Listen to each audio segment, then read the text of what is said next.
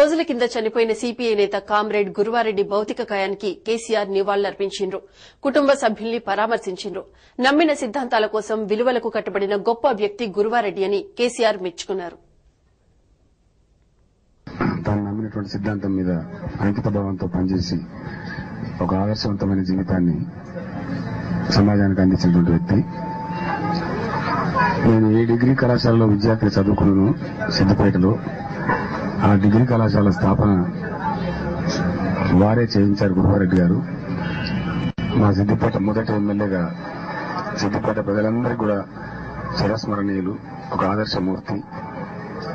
ఆ రోజులలో 2-3 డిగ్రీ కాలేజీలు మొత్తం రాష్ట్రంలో వస్తే ఖచ్చితంగా మా ప్రాంతానికి కావాలని చెప్పి ప్రభుత్వంతో ఆనాటి ముఖ్యమంత్రితో పోరాటం చేసి సిద్దిపేటకు వారు డిగ్రీ కళాశాల తేవడం వల్ల అనేక వేలాది మంది విద్య పొందగలిగారు.